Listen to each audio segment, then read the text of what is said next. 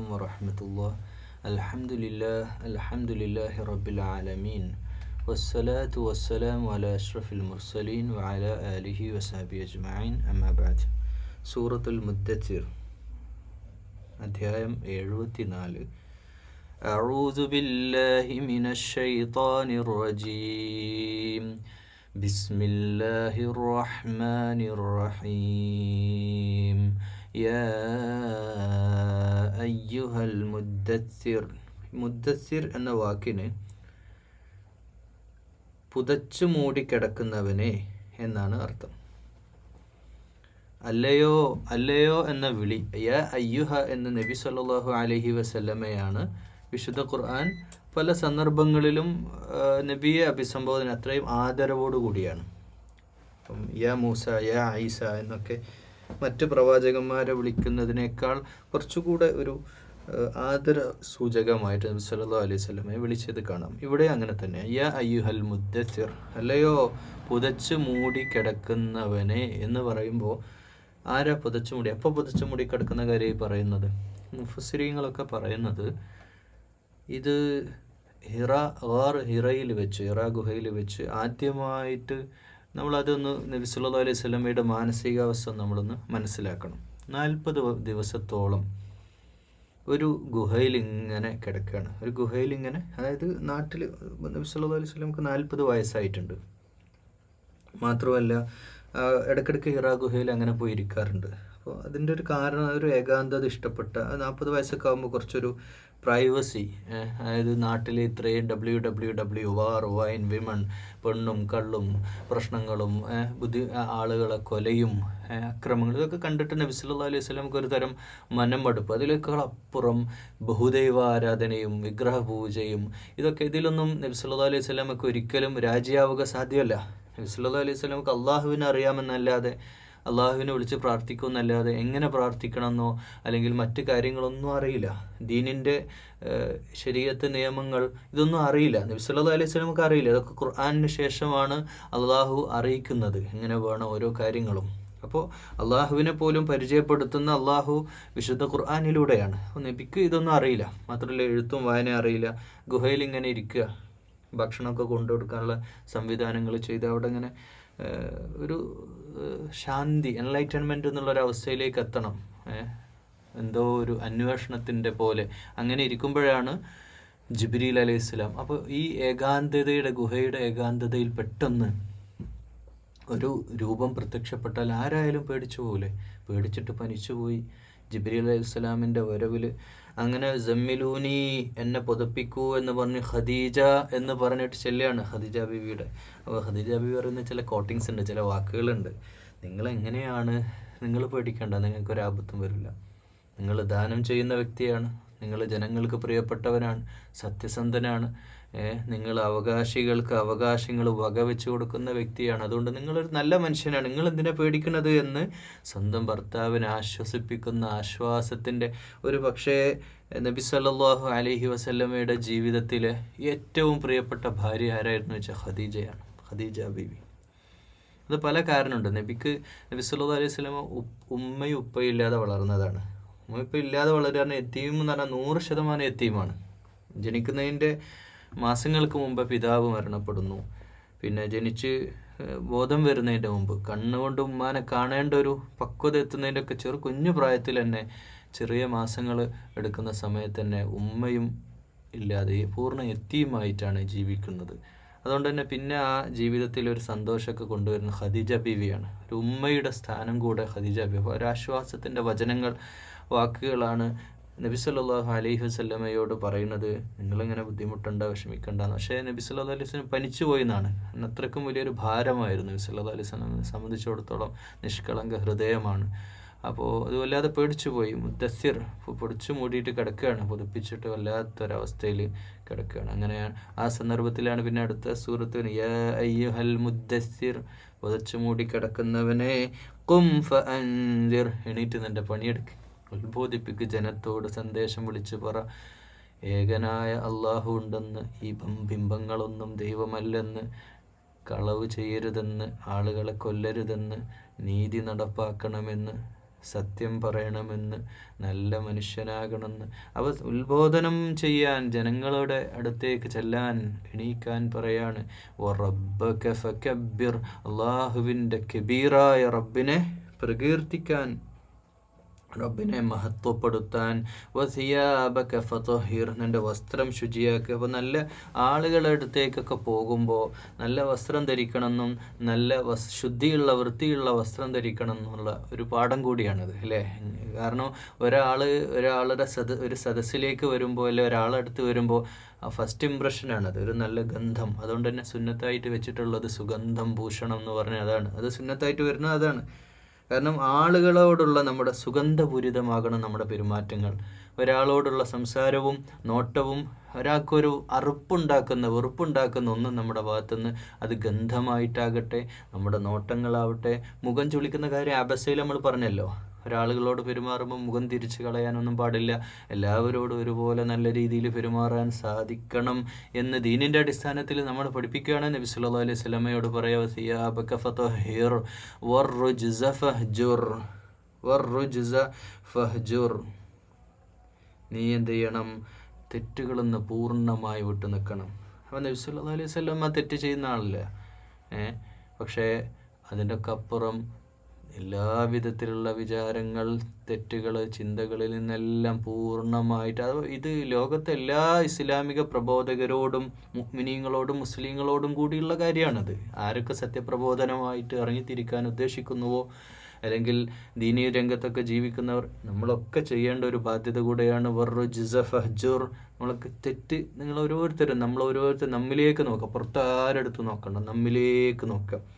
എന്തൊക്കെയാണ് ഞാൻ ഈ ചെയ്തുകൊണ്ടിരിക്കുന്ന ചെറിയ ചെറിയ തെറ്റുകൾ, എൻ്റെ ഭാഗത്തു നിന്നുള്ള പോരായ്മകൾ എന്തൊക്കെയാണ്, അത് അസ്സയ്യ ഫഹ്ജുർ, അതെന്നൊക്കെ പിന്മാറുക, അതെന്നൊക്കെ പാപങ്ങളിൽ നിന്നും എല്ലാ തരത്തിലുള്ള അഴുക്കുകളിൽ നിന്നും വൃത്തികേടുകളിൽ നിന്നും മാറി നിൽക്കുക. കുളിച്ച് ശുദ്ധിയാവുക, ശരീരം ശുദ്ധിയാവുക എന്നൊക്കെ അർത്ഥം. ആത്മീയമായിട്ട് മാനസികമായിട്ട് ശുദ്ധി കൈവരുത്തുക, ശുദ്ധി ആവശ്യമാണ്. വലാ തംനുൻ തസ്തക്സിർ, നമ്മൾ നിങ്ങൾ കൂടുതൽ ഔദാര്യം കാണിക്കുന്നത് ആളുകളുടെ ഇഷ്ടം നേടാൻ വേണ്ടി ഔദാര്യവാനാകരുത്. നമ്മളെപ്പോഴും അങ്ങനെയല്ലേ, നമ്മളിപ്പം ഹോട്ടലിലൊക്കെ പോകുമ്പോൾ ബില്ലൊക്കെ കൊടുക്കുമ്പോൾ ആളുകളൊന്ന് ഹാപ്പി ആവട്ടെ എന്ന് വെച്ചിട്ട് ഞാൻ കൊടുത്തോളാം എന്ന് അങ്ങനെയൊന്നും വേണ്ട. ആളുകളുടെ ഇഷ്ടത്തിൻ്റെ അപ്പുറം ആവശ്യങ്ങളൊക്കെ പരിഗണിച്ചിട്ട് ചെയ്യുക, അതാണ് അതിൻ്റെ ഏറ്റവും മര്യാദ. ആളുകളുടെ ഇഷ്ടം നേടാൻ വേണ്ടി ആയിരിക്കരുത് നമ്മുടെ ഒരു ഔദാര്യവും ആർക്കും കൊടുക്കുന്നത്. ആളുകളുടെ ഇഷ്ടം നേടാനല്ല, അള്ളാഹുവിൻ്റെ വജ്ഹാകണം, അള്ളാഹിൻ്റെ ഇഷ്ടത്തിന് വേണ്ടി, അള്ളാഹിൻ്റെ പൊരുത്തത്തിന് വേണ്ടി, അള്ളാഹുവിൻ്റെ തൃപ്തിക്ക് വേണ്ടിയാവണം കർമ്മങ്ങൾ അഖിലം. വലിറബ്ബിക ഫസ്ബിർ, അതുകൊണ്ട് നീ ക്ഷമിക്കുക, റബ്ബിന് വേണ്ടിയിട്ട് ക്ഷമിക്കുക. പറഞ്ഞാൽ ചെറിയ കാര്യമല്ല. വസ്ബിർ സുബ്റൻ ജമീല, ജീവിതത്തിൽ ഒരുപാട് പ്രയാസങ്ങളുണ്ടാകും, ഒരുപാട് ബുദ്ധിമുട്ടുകളുണ്ടാകും, വിഷമങ്ങളുണ്ടാകും, വെല്ലുവിളികൾ, പരീക്ഷണങ്ങൾ, എല്ലാവിധത്തിലുള്ള പ്രയാസങ്ങളിലും ക്ഷമിക്കുക, റബ്ബിന് വേണ്ടിയിട്ട് ക്ഷമിക്കുക. ജീവിതമാണ്. ഫഇദാ നുഖിറ ഫിന്നാഖൂർ, അങ്ങനെ എന്ന് വെച്ചാൽ തുടക്കം തന്നെ കൊടുത്തു. നബി സല്ലല്ലാഹു അലൈഹി വസല്ലമയുടെ ദൗത്യം പറഞ്ഞപ്പോൾ നീ ഉത്ബോധനവുമായിട്ട് ജനങ്ങൾക്കിടയിൽ വസ്ത്രമൊക്കെ ശുദ്ധീകരിച്ച് നല്ല വസ്ത്രം ധരിച്ച് ശുദ്ധിയായി ഇറങ്ങി തിരിച്ചാലും ഒരുപാട് പ്രയാസങ്ങൾ വരാനുണ്ട്, അതുകൊണ്ട് ക്ഷമിച്ചേക്കണം. എന്നാൽ ആ പ്രയാസങ്ങളൊക്കെ ഉണ്ടെങ്കിലും ഫഇദാ നുഖിറ ഫിന്നാഖൂർ, കാഹളത്തിൽ ഊതപ്പെട്ടാൽ അന്ത്യദിനത്തിൻ്റെ സന്ദർഭം എത്തിക്കഴിഞ്ഞാൽ ഫദാലിക യൗമഇദിൻ യൗമുൻ അസീർ, അന്ന് വലിയ പ്രയാസമുള്ള ദിവസമായിരിക്കും, അന്ന് വലിയ ബുദ്ധിമുട്ടായിരിക്കും. അലൽ കാഫിരീന ഗൈറു യസീർ, ആ കാഫിരികൾക്ക് അന്ന് ഒരിക്കലും നല്ല സുഖകരമായ ദിവസമായിരിക്കില്ല, എളുപ്പമുള്ള ദിവസമായിരിക്കില്ല, അന്ന് വല്ലാത്ത ബുദ്ധിമുട്ടുകളിലായിരിക്കും. ഇതൊക്കെ സത്യത്തെ നിഷേധിച്ച് കളഞ്ഞ സത്യനിഷേധികൾ, അത് പിൽക്കാലത്തും എല്ലാ കാലത്തുമുള്ള കാഫിറുകളുടെ അവസ്ഥ തന്നെയാണ്. ذرني ومن خلقت وحيدا ذرني ومن خلقت وحيدا ذرني, എന്നെ വിട്ടു തരിക. അതായത് വമൻ ഖലഖ്തു വഹീദ, ഞാൻ സ്വന്തമായിട്ട് സൃഷ്ടിച്ച ഓരോരുത്തരാണ്, അവരെൻ്റെ അടുത്തേക്ക് തന്നെയാണ് വിട്ട് തിരിച്ചു വരിക. അതുകൊണ്ട് അവരെ കാര്യം ഇങ്ങോട്ട് വിട്ടേക്കുക. കാഫിറുകളുടെ വിഷയം നീ ഉത്ബോധനമായിട്ട് പോയിക്കോ. സത്യനിഷേധികളുടെ കാര്യത്തിൽ നീ വിഷമിക്കണ്ട, അവരങ്ങോട്ട് വിട്ടു തന്നോ. വജഅൽതു ലഹു മാലം മംദൂദ, ഒന്നുമില്ലേലും അവർക്ക് ഞാൻ എന്ത് ചെയ്തു, ഒരുപാട് സമ്പത്ത് കൊടുത്തിട്ടുണ്ട്, ധാരാളം സമ്പത്ത് അവന് വർദ്ധിപ്പിച്ചു കൊടുത്തിട്ടുണ്ട്. വബനീന ശുഹൂദ, എന്തിനും പറ്റിയ മക്കളെയും അവർക്ക് കൊടുത്തിട്ടുണ്ട്. ഇത് അവിടെ ആ കാലഘട്ടത്തിൽ അറബികളുടെ അന്നത്തെ ഒരു പ്രമാണി എന്ന് പറഞ്ഞാൽ ആരാ? ഇപ്പം അബ്ദുൽ മുത്തലിബ് തന്നെ 10 മക്കൾ ഉണ്ടാവാൻ വേണ്ടി പ്രാർത്ഥിക്കുന്ന ഒരു പ്രാർത്ഥനയുണ്ട്. അങ്ങനെ 10 മക്കൾ ഉണ്ടാവുകയും ചെയ്യുന്നുണ്ട്. അപ്പോൾ Walid bin Mughira, Khalid bin Walid, പിൽക്കാലത്ത് ഇസ്ലാം സ്വീകരിച്ച് ഇസ്ലാമിൻ്റെ പടവാൾ, സൈഫുൽ ഇസ്ലാം എന്നൊക്കെ അറിയപ്പെട്ട ഈ ഇസ്ലാമിക ചരിത്രത്തിൽ വളരെ നിർണായക വ്യക്തിത്വമാണ് ഖാലിദ് ബിൻ വലീദ്. അപ്പോൾ ആ ഖാലിദ് ബിൻ വലീദ് റളിയല്ലാഹു അൻഹുവിൻ്റെ അവർക്ക് 12 മക്കളാണ്. അപ്പോൾ അവരൊക്കെ വലിയ, അന്ന് ആ നാട്ടിൽ ഏറ്റവും വലിയ അറബ് ലോകത്ത്, പ്രത്യേകിച്ച് ഈ ഒരു മക്കയിലും മദീനത്തും അടക്കം വലിയ ആളെന്ന് പറഞ്ഞാൽ ഒരുപാട് സമ്പത്തുണ്ടായാൽ മാത്രം പോരാ, മക്കളുണ്ടാവണം. അപ്പോഴാണ് അവരൊരു സ്റ്റാറ്റസ്, അന്നത്തെ ഫാമിലി സ്റ്റാറ്റസ്. ഇന്നിപ്പോൾ അത് ഇന്നത്തെ കാലഘട്ടത്തിലൊക്കെ അത് മോശമായിട്ട്, അങ്ങനെ ചില ആളുകളൊക്കെ വിചാരിക്കും 2-3 മക്കളായി, 4 5 മോശമല്ല, 5 മോശമല്ല. ഇന്നും അത് സത്യമാണ്. നമുക്കൊരു 5-10 മക്കളുണ്ടാവുക എന്ന് പറഞ്ഞാൽ അത് നമ്മൾ അത്രയും സ്ട്രോങ് ആയി, നമ്മുടെ കുടുംബം സ്ട്രോങ് ആയി. നമ്മുടെ അവസാന കാലം ഇപ്പോൾ 1 കുട്ടി 2 കുട്ടി 3 കുട്ടിയുള്ളവരെ പേടിക്കണം, 3 കുട്ടിയുള്ളവരും പേടിക്കണം. ആരാ എപ്പോഴാ നമുക്ക് പിന്നെ താങ്ങായിട്ട് മാറുകയെന്നറിയില്ല. അപ്പോൾ ഒരൊറ്റ പെൺകുട്ടി, ടെൻഷൻ അടിക്കണ്ടേ ബാപ്പാക്ക്? ഒരൊറ്റ മോളേ ഉള്ളൂ, പാടില്ല.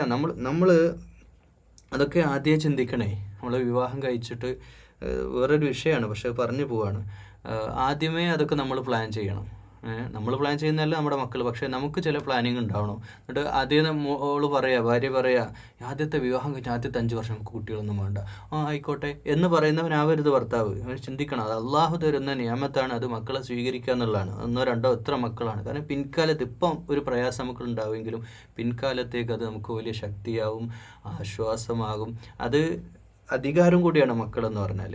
അതാണ് ബനീന ശുഹൂദ വമഹത്തു. അവർ ആ മക്കൾ അക്കാലത്ത് അറബികൾ, ഖുറൈശികൾ പ്രത്യേകിച്ച് അഹങ്കരിച്ചിരുന്നു മക്കളുടെ പേരിൽ. 10 മക്കളൊക്കെ ഉള്ളവരെ വലിയ അന്നത്തെ സമ്മേളനങ്ങളിലും മീറ്റിങ്ങുകളിലൊക്കെ മുമ്പിൽ 10 മക്കളുണ്ടെങ്കിൽ ആ 10 മക്കളുടെ അവർക്കൊരു സീറ്റ്, ഇരിപ്പിടം ഉറപ്പായിരുന്നു. കാരണം അവർക്ക് അധികാരത്തിൻ്റെ, ജാടയുടെ, പൊങ്ങച്ചത്തിൻ്റെ പ്രതീകമായിരുന്നു.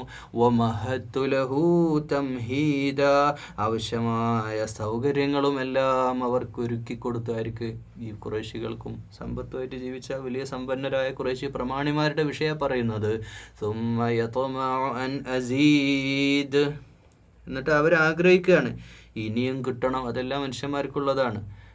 അവരതൊക്കെ തിന്നും കുടിച്ചും അവർ കൊതിക്കുകയാണ്, ഇനിയും ഇങ്ങനെ വാരി തിന്നണം, ഇനിയും കിട്ടണം, ഇനിയും അധികരിക്കണം, ഇങ്ങനെയുള്ള ചിന്തയാണ്. കല്ലാ ഇന്നഹു കാന ലിആയാതിനാ അനീദ, അവർ നമ്മുടെ വചനങ്ങളുടെ ശത്രുവാണ്.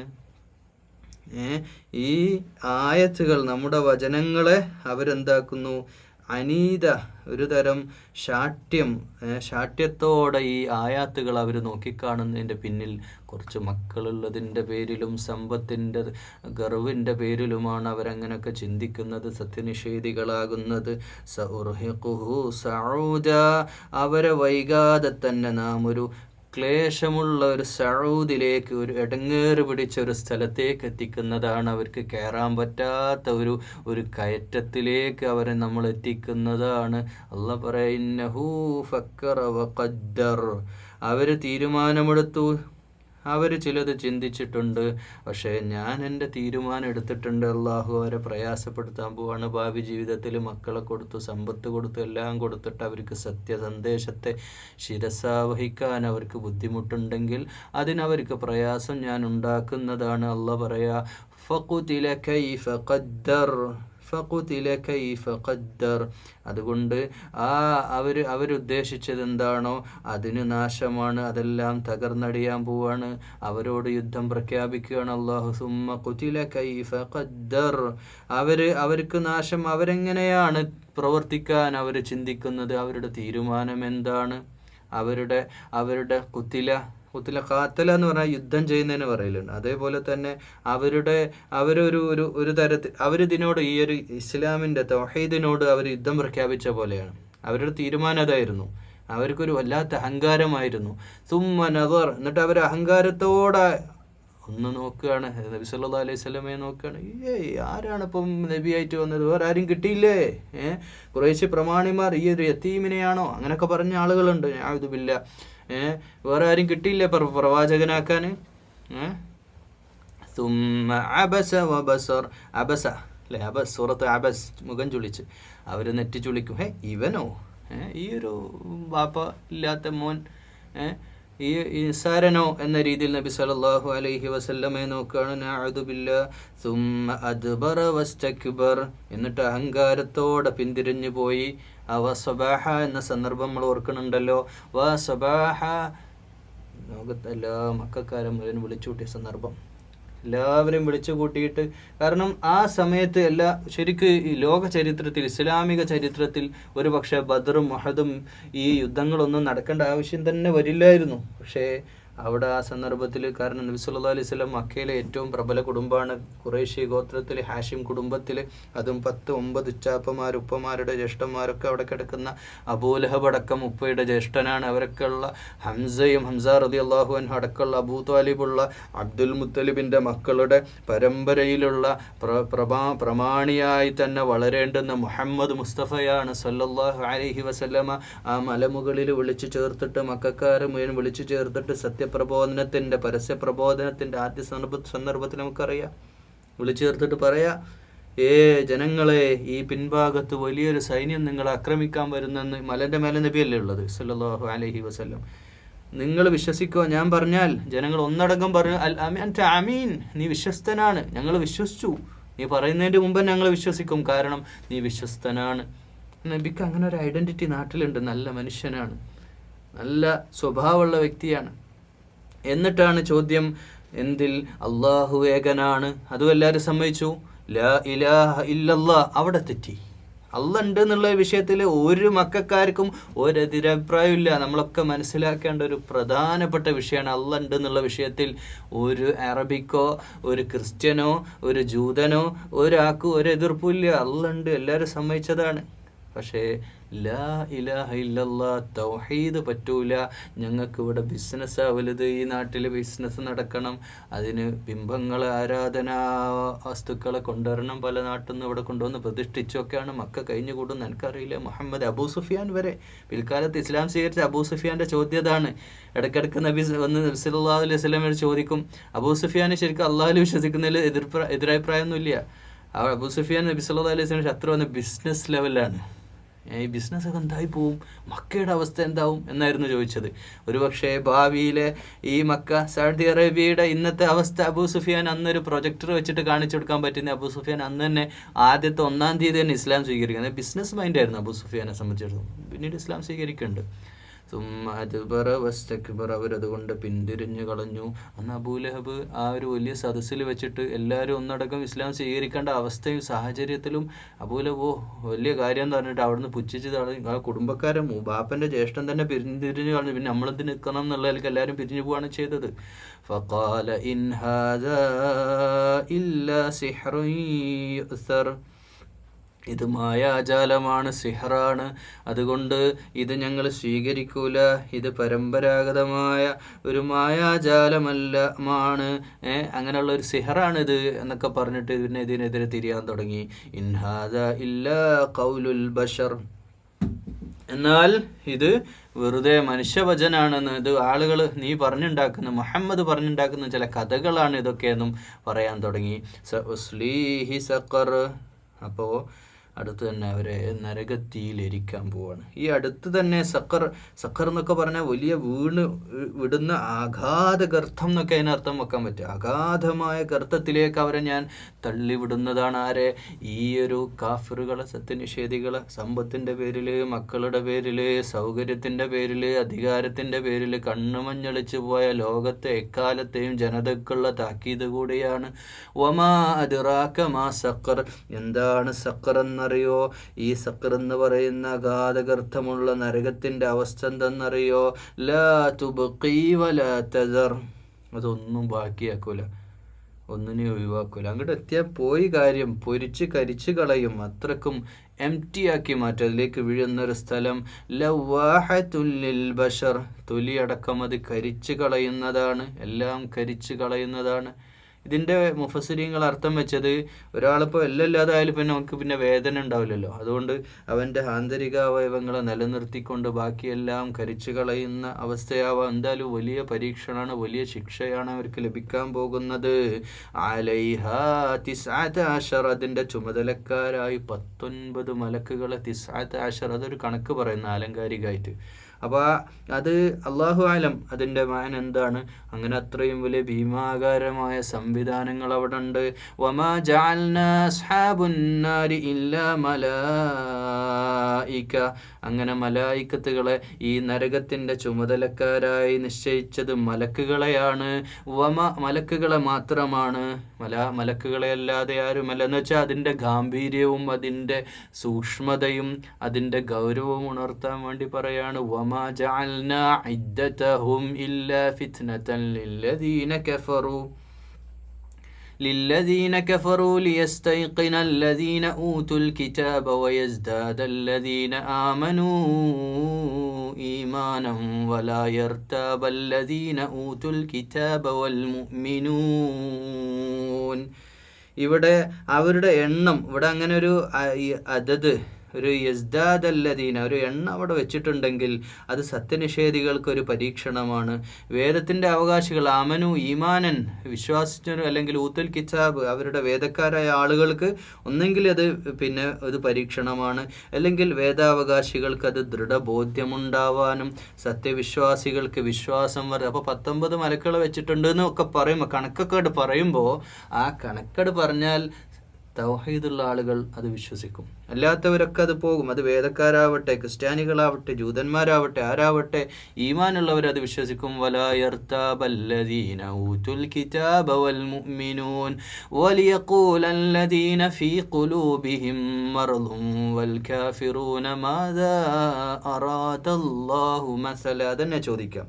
വേദക്കാരും സത്യവിശ്വാസികളും സംശയത്തിൽ അകപ്പെടാതിരിക്കാൻ, അതോടൊപ്പം സത്യനിഷേധികളും ഈ മറള് രോഗബാധിത മനസ്സിൽ, കാഫിറുകളായ സത്യനിഷേധികളായ മനസ്സിൽ രോഗമുള്ള ആൾക്കാർ ചോദിക്കും, എന്താ അപ്പോൾ അത് ഇങ്ങനെ ഒരു കണക്ക്, 19 മലക്ക്, അങ്ങനെ ഒരു കണക്കെന്താ? ഇത് പല സ്ഥലത്തും പല ഉപമകളും വിശുദ്ധ ഖുർആനിൽ പല എണ്ണങ്ങളും പറയുമ്പോൾ ഇതന്നെ അവർ ചോദിച്ചുകൊണ്ടിരുന്നിട്ടുണ്ട്. അവരങ്ങനെ ചോദിക്കാൻ വേണ്ടി തന്നെയാണ്. അവരെങ്ങനെ ചോദിക്കട്ടെ, അവരുടെ മനസ്സിൽ ഇത് കിടക്കൂലാന്ന്. كذلك يضل الله من يشاء, ആരെ അള്ളാഹു ലലാലത്തിലാക്കാൻ ഉദ്ദേശിക്കുന്നത് അവരാ ലലാലത്തിലാവും. വയഹ്ദി മൻ യശാ, അള്ളാഹു ആരെയാ ഹിദായത്തിലാക്കാൻ ഉദ്ദേശിക്കുന്നത് അവരെ ഹിദായത്തിലാക്കുകയും ചെയ്യും. പക്ഷേ ഹിദായത്ത് തേടുന്നവർക്കുള്ളതാണ്. നല്ല നിലക്ക് ജീവിക്കണമെന്നും നാളെ പരലോകത്ത് പടച്ച റബ്ബിനെ കണ്ടുമുട്ടണമെന്നും ജീവിതം നന്നാക്കണമെന്നും ആഗ്രഹിക്കുന്ന നല്ല മനസ്സുള്ള സുമനസ്സുകൾക്കുള്ള ആളുകൾക്ക് ഹിദായത്ത് ലഭിക്കുക ചെയ്യും.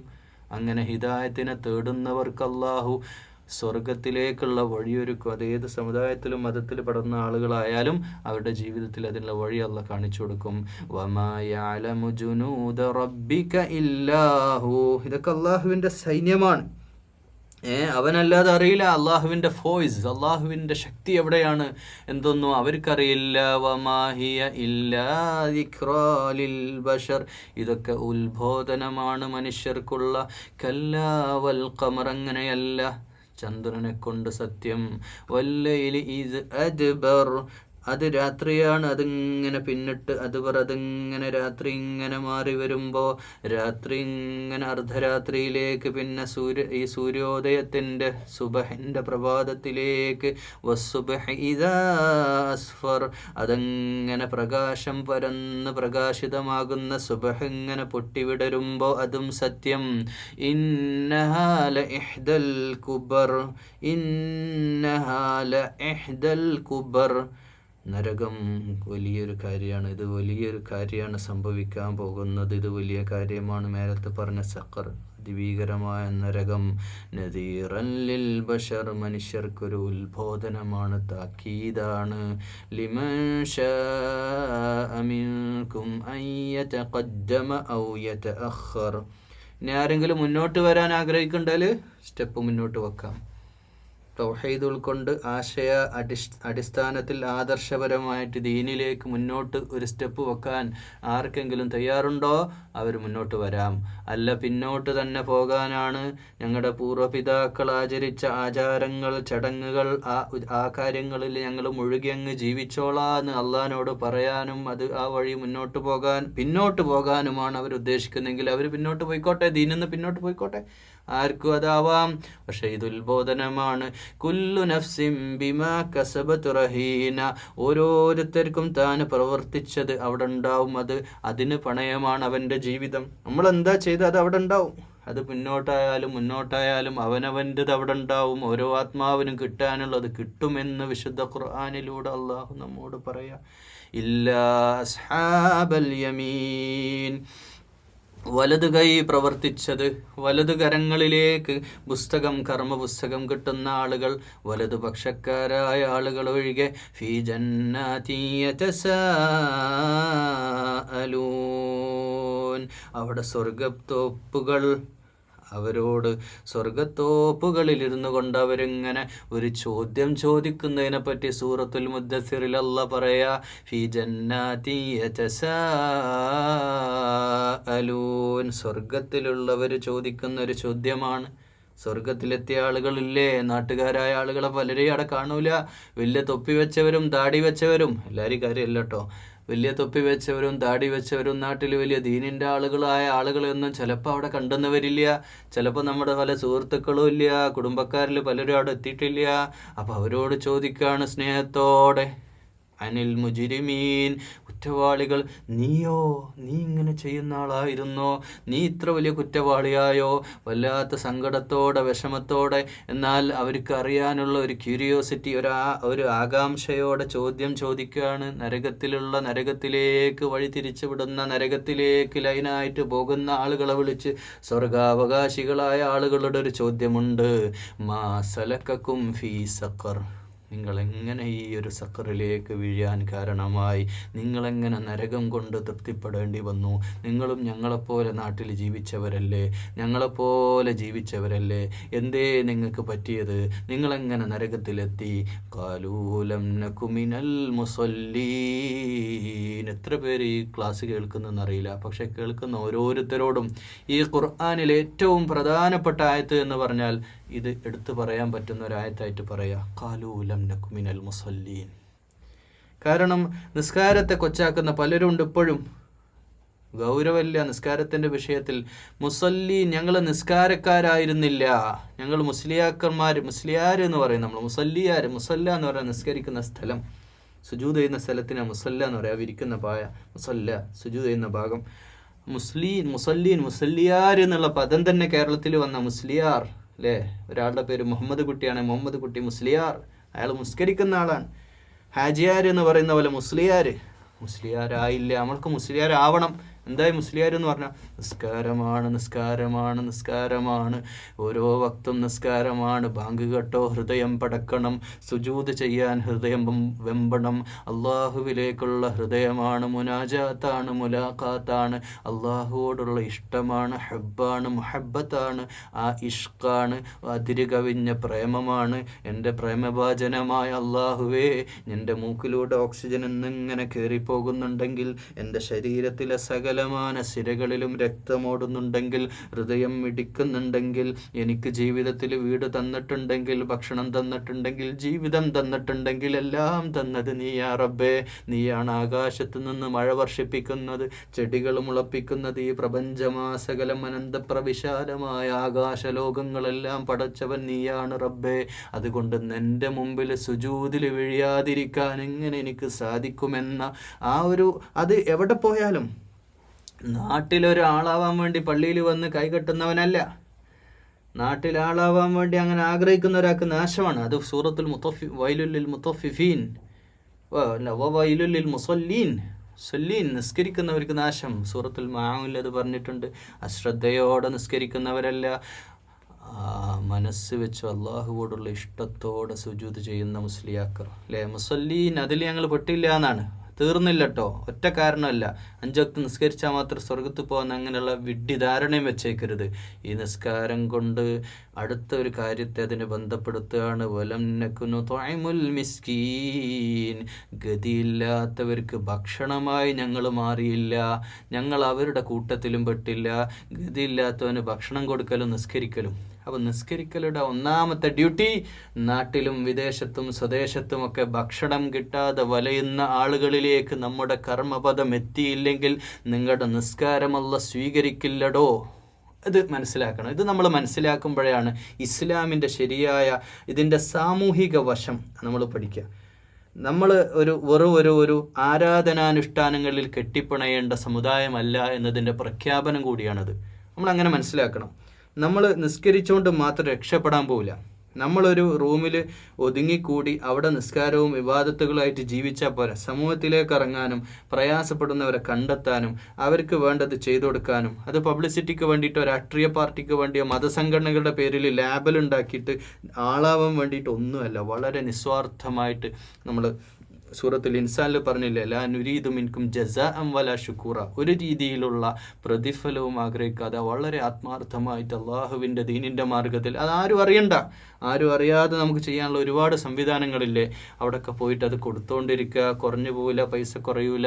വലം നകുനു തുഇമുൽ മിസ്കീൻ, ഗൗരവമുള്ള വിഷയാട്ടോ. ഇതിപ്പോൾ ഇത് ഈസിയാ. ഉളു എടുക്കാൻ എന്താ ചിലവ്? ഒന്ന് പോയി ഉളു എടുക്കുക, നല്ല കാര്യമല്ലേ, ഒന്ന് ഫ്രഷായി കിട്ടും ചെയ്യും. നിസ്കരിക്കാൻ എന്ത് സുഖം, നല്ല എയർ കണ്ടീഷൻഡ് പള്ളികളപ്പോൾ മിക്കവും വരുന്നത്.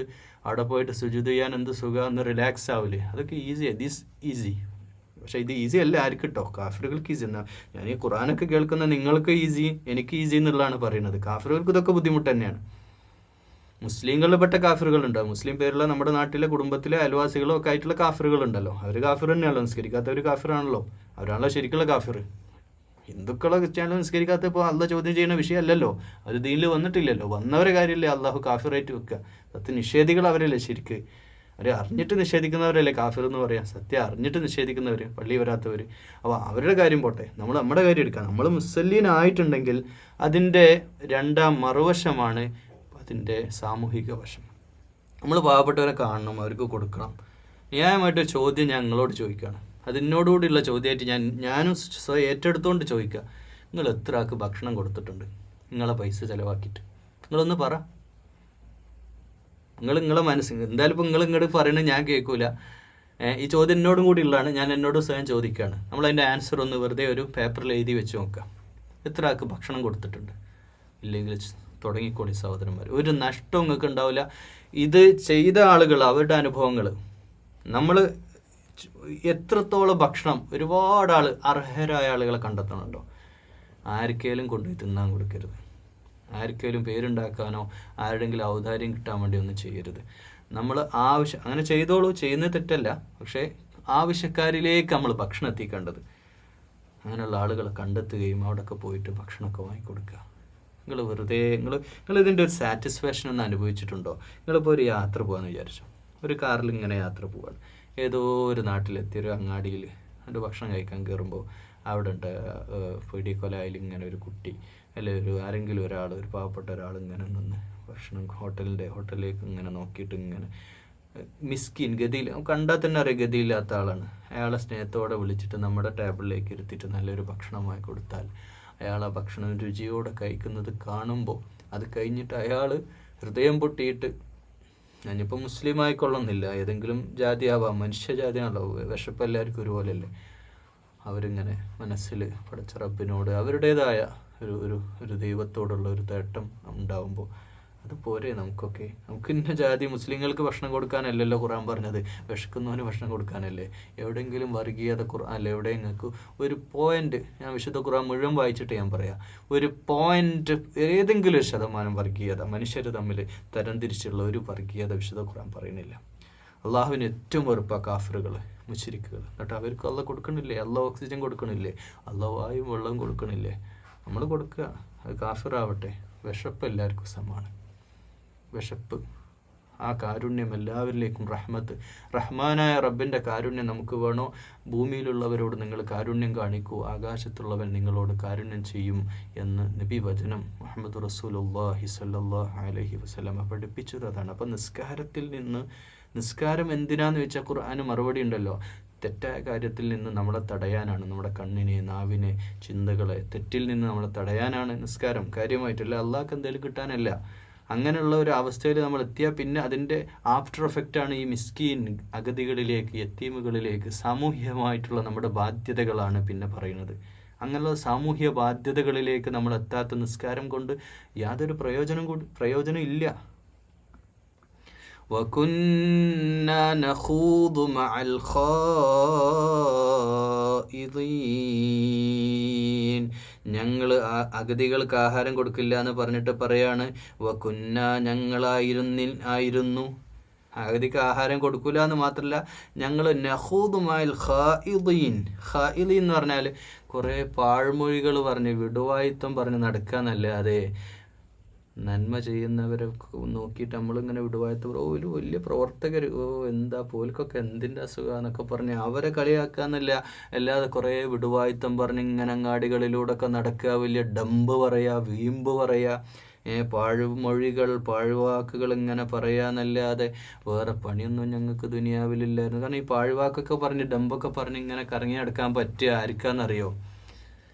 ഈ ജീവിതത്തിൽ രണ്ടറ്റം കൂട്ടി മുട്ടിക്കാൻ പ്രയാസപ്പെടുന്ന പാവങ്ങൾക്കൊന്നും ഇങ്ങനെ പാഴ്വാക്കും പറഞ്ഞ് നടക്കാൻ നേരം ഉണ്ടാവില്ല. അവർ അതിനുള്ള പെടാപ്പാടാണ്. കൂലിപ്പണിക്കാർ, ബുദ്ധിമുട്ടുന്ന ഒരു ദിവസത്തിന് അന്നം തേടുന്ന ആളുകൾ ഒരുപാട്. അള്ളാഹു മക്കളെ കൊടുത്തു, സമ്പത്ത് കൊടുത്തു, സ്വസ്ഥതയോടെ അവർക്കെല്ലാം ഇങ്ങനെ കിട്ടും. അവർക്ക് പണിക്കൊന്നും പോകണ്ടില്ല.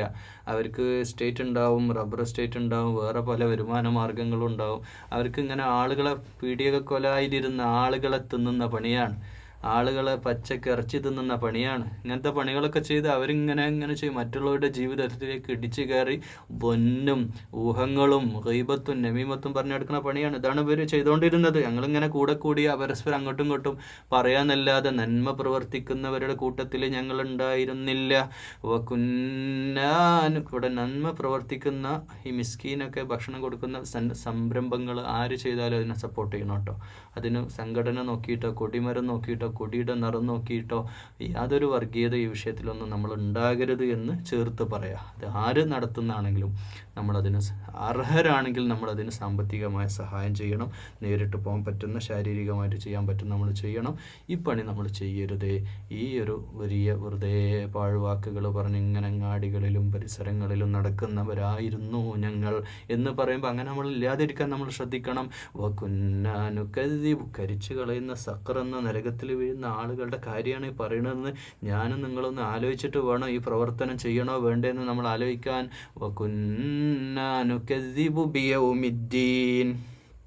ഞങ്ങൾ ഈ പ്രതിഫല ദിവസത്തെ കളവാക്കിയിരുന്നവരാണ്. കളവാക്കുക എന്ന് പറഞ്ഞാൽ പരലോകം ഉണ്ടെന്ന് വിശ്വസിക്കലോ അല്ലെങ്കിൽ അതില്ല എന്ന് പറയലോ അല്ല ഈ കളവാക്കുക എന്ന് പറഞ്ഞാൽ. കളവാക്കുക എന്ന് പറഞ്ഞാൽ അത് അടക്കട്ടെ, അതവിടെ നിൽക്കട്ടെ, ഞാൻ എൻ്റെ ഇഷ്ടത്തിന് ദുനിയാവിൽ എങ്ങനെയെങ്കിലും ജീവിച്ചോളാം എന്ന് പറയാ. ഹത്താ അതാനൽ യഖീൻ, ഈ യഖീൻ, ഈ ഉറപ്പ് വരുന്നത് വരെ, റൂഹ് തൊണ്ടക്കുഴിയിലെത്തുന്നത് വരെ, അന്ത്യനാൾ കാണുന്നത് വരെ ഞങ്ങൾ അങ്ങനെയുള്ള നിലപാടിലായിരുന്നു. ജീവിതത്തിൽ നിസ്കരിച്ചിരുന്നില്ല, നിസ്കാരക്കാരുടെ കൂട്ടത്തിൽ ഞങ്ങൾ പെട്ടില്ല, കൂടികളായിരുന്നു. അഗതികൾക്ക് ആഹാരം കൊടുക്കാനോ സാമൂഹിക ഉത്തരവാദിത്തങ്ങളോ ഒന്നും ഞങ്ങൾ ചെയ്തില്ല.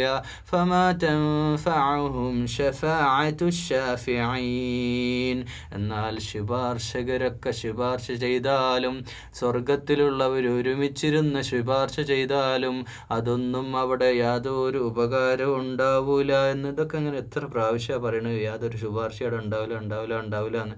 നബി സല്ലല്ലാഹു അലൈഹി വസല്ലമക്ക് ശുപാർശ ഉണ്ടായേക്കാം, ഇല്ലാതിരുന്നേക്കാം. ഇതിനില്ല, അത് അള്ളാഹുവിൽ നിന്നുള്ള അള്ളാഹു ആലം. അള്ളാഹിനെ വെച്ചാൽ അത് നടക്കും. പക്ഷെ അതൊന്നും ഇവരൊന്നും അത് വിചാരിച്ചിട്ട് കാര്യമില്ല.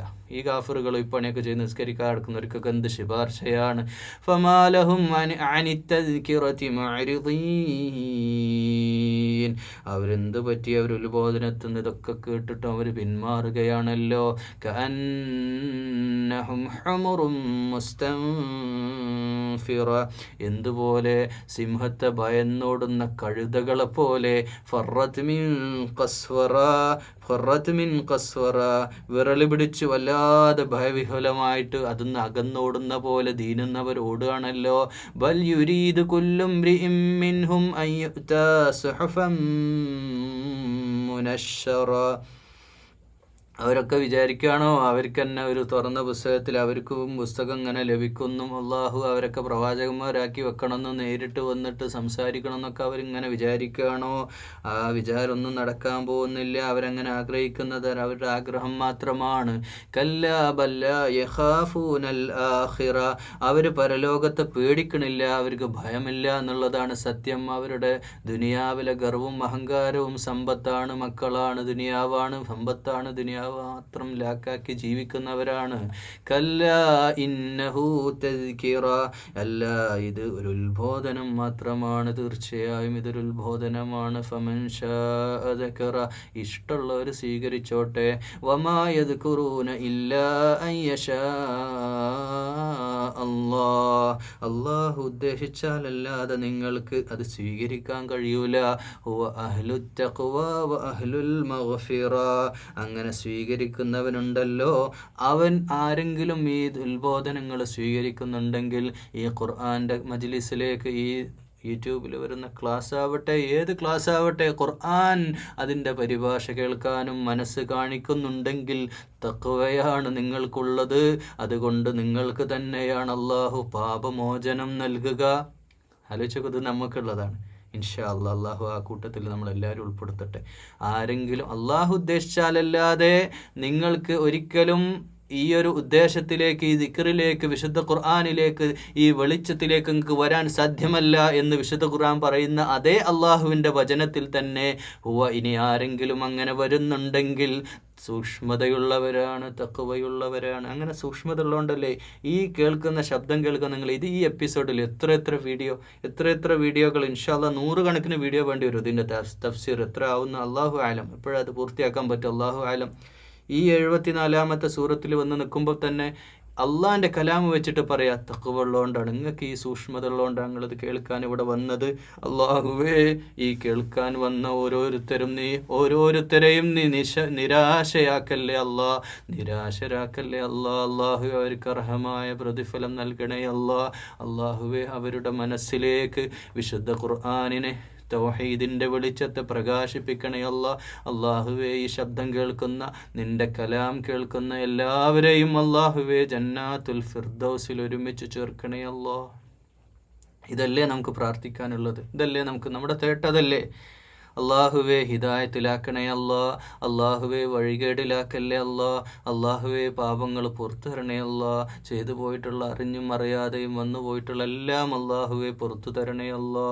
അല്ലാഹുമ്മ ഗഫിർ ലിൽ മുഅ്മിനീന വൽ മുഅ്മിനാത്ത് വൽ മുസ്ലിമീന വൽ മുസ്ലിമാത്ത്. അള്ളാഹുവേ, അന്ന് നാളെ പരലോകത്ത് സ്വർഗാവകാശികൾ, നരകാവകാശികളെ പറ്റി, ഈ അവരെ നരകത്തിലേക്ക് പോകുന്നവരോട് നിങ്ങളെങ്ങനെ ഈ സഖറിലേക്ക് വന്ന് വീണെന്ന് ചോദിക്കുമ്പോൾ അവർ മറുപടി പറയും, ഞങ്ങൾ നിസ്കാരക്കാരായിരുന്നില്ല, അഗതികൾക്ക് ആഹാരം നൽകിയിരുന്നില്ല, വെറുതെ നാട്ടിൽ സൊറ പറഞ്ഞ് നടക്കലല്ലാതെ, ഡമ്പ് പറഞ്ഞ് നടക്കലല്ലാതെ ഞങ്ങൾക്ക് പണിയില്ല, ഞങ്ങൾ പരലോകത്ത് നിഷേധിച്ചു, ആ നിഷേധാത്മക ജീവിതമായിരുന്നു ഞങ്ങൾക്ക് അല്ല വേണ്ടിയില്ല, പരലോകമില്ലായിരുന്നു എന്നൊക്കെ പറയുമ്പോൾ ആ കൂട്ടത്തിൽ ഞങ്ങൾ ഉൾപ്പെടുത്തല്ലേ അല്ലാ.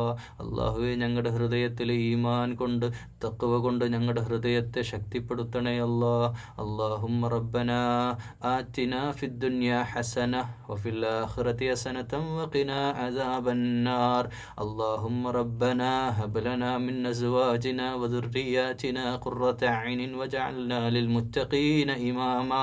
അല്ലാഹുമ്മ റബ്ബനാ തഖബ്ബൽ മിന്നാ ഇന്നക അൻതസ് സമീഉൽ അലീം وتب علينا إنك أنت التواب الرحيم. السلام عليكم ورحمة الله وبركاته.